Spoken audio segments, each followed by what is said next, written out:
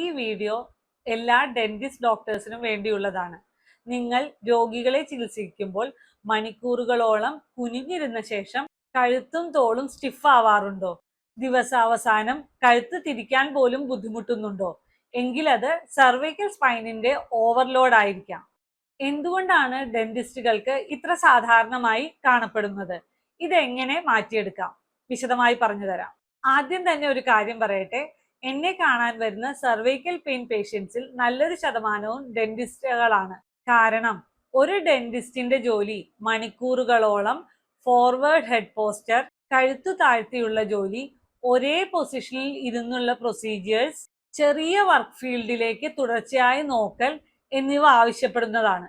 ഇത് ദിവസവും വർഷങ്ങളോളം ആവർത്തിക്കുമ്പോൾ neck muscles, facet joints, intervertebral disc എന്നിവയിൽ അമിതമായ സമ്മർദ്ദം ഉണ്ടാക്കും. ആദ്യ ലക്ഷണങ്ങൾ എന്തൊക്കെയാണ്? ആദ്യം ദിവസാവസാനം മാത്രം കഴുത്ത് വേദനിക്കും. തുടർന്ന് തോളിലേക്ക് വേദന ഇറങ്ങാം. ചിലരിലാകട്ടെ കൈയിലേക്ക് വേദന, മരവിപ്പ്, തരിപ്പ് മുതലായവയും അനുഭവപ്പെടുന്നു. ഇത് അവഗണിച്ചാൽ എന്ത് സംഭവിക്കും? പേഷ്യൻസിനെ കാണുന്ന ഓരോ മണിക്കൂറും വേദന അനുഭവപ്പെടും.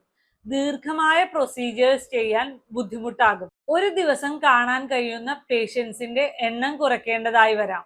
അവസാനം ഇത് നിങ്ങളുടെ കരിയർ, പ്രൊഡക്ടിവിറ്റി, പ്രാക്ടീസ് എന്നിവയെ തന്നെ ബാധിക്കുന്ന അവസ്ഥയിലേക്ക് വരാം.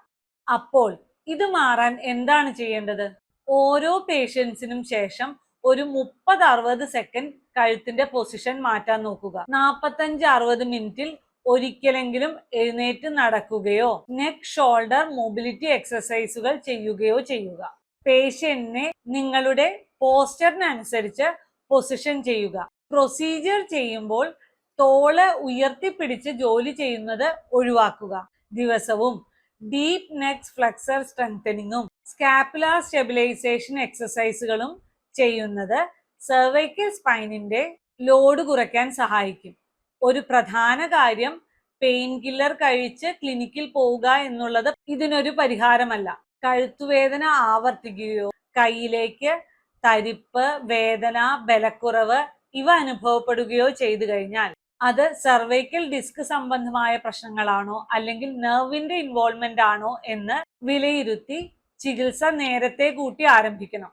കാരണം നേരത്തെ ചികിത്സ ആരംഭിച്ചാൽ ഭാവിയിൽ ഉണ്ടാകുന്ന പല പ്രശ്നങ്ങളും ഒഴിവാക്കാൻ സാധിക്കും. ഡെന്റിസ്റ്റ് ആയ നിങ്ങൾക്ക് കഴുത്തിൽ വേദന അനുഭവപ്പെടാറുണ്ടോ? കമന്റ് ചെയ്യൂ. സ്പൈൻ ആൻഡ് ജോയിന്റ് സംബന്ധമായ കൂടുതൽ അറിവുകൾക്കായി അക്കൗണ്ട് ഫോളോ ചെയ്യൂ.